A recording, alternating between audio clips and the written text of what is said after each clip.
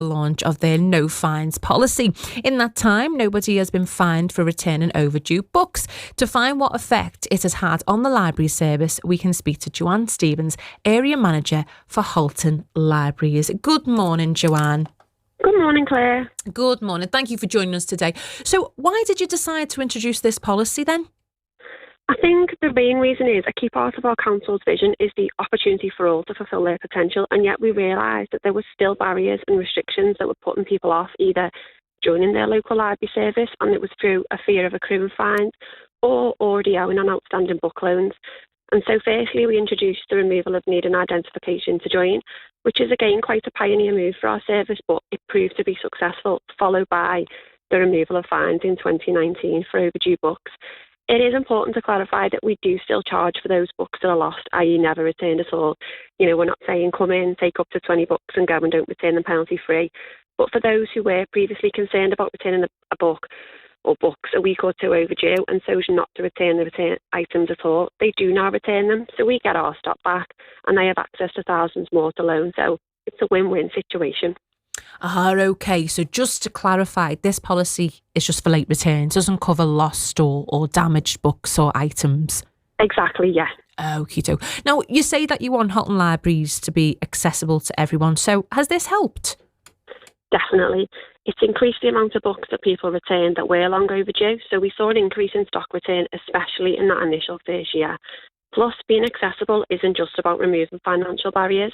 It's about adjusting or enhancing what we offer and how we offer it to be as inclusive as possible.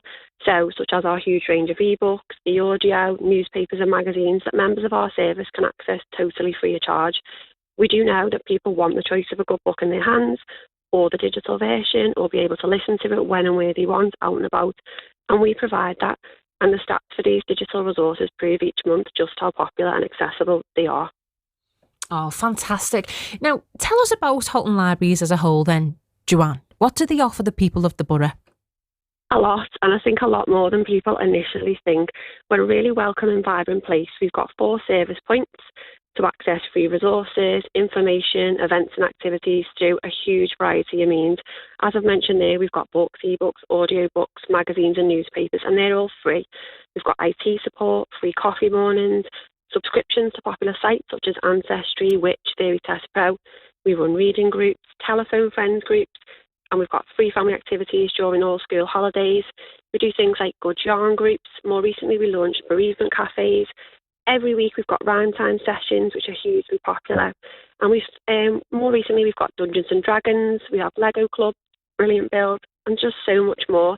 And some things we'll do ad hoc, or we'll respond to a current trend or request. We continue to search and invest in ways to be accessible, such as the community outreach offer. So we do book collections, reminisce and IT support, and our home library service with over 100 members who we deliver about 130 bags monthly to. Oh, amazing. So you've got it all. You've got it all going on. So can libraries hold their own then, do you think, in today's age of social media and online references? Yes. Absolutely, almost offended by that question, Claire. But like anything, it requires time and effort, and our staff who input on our social media channels do that in abundance, but it certainly pays off.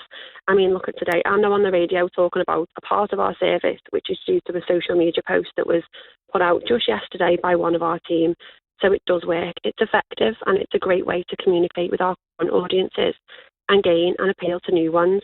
We use several social media platforms because of the difference in demography of users, and what appeals to some isn't going to appeal to others, so our content is tailored to be receptive of this. We started with Facebook over 10 years ago, and our followers have steadily grown each month. And more recently, we trialled Instagram in 2021, and that's also increasing nicely. And while our followers might be small in terms of, today's huge influencers or a world where buying followers is commonplace, our reach and engagement stats are fantastic for a service which, in comparison to some, is fairly small. We are only 4 libraries, and it's all done through a small team working collaboratively to ensure people can quickly see what's on offer, what they can be involved with, or how they can benefit from our service. So it's a great place for us to get raw, honest feedback, which is usually quite difficult to gain. But as we all know, people do not hold back on social media. An example is our recently launched Dungeons and Dragons Club, which begun because of requests on social media and such a strong response, and we appealed somewhat tentatively for dungeon masters. But again, it pays off. So yes, I absolutely do think libraries can hold their own on social media. Yeah, cautious can. So, Joanne, do you intend to continue with the no fines policy then? Yes, the biggest yes. It's been 5 years since we launched this initiative, and it has been successful for both ourselves as a service and for all those who use us. It's now more common to be without fines than it is to still enforce them. During that 5 years, the trend has totally changed within public libraries, which is a clear indicator that libraries across the country are aware and actively working to be as inclusive and inviting as possible. So to renege on that after 5 years would certainly be a step in the wrong direction for Halton and its library community. Absolutely. We'll leave it there for today, Joanne, but thank you so much for joining us. That was Joanne Stevens, Area Manager for Halton Libraries.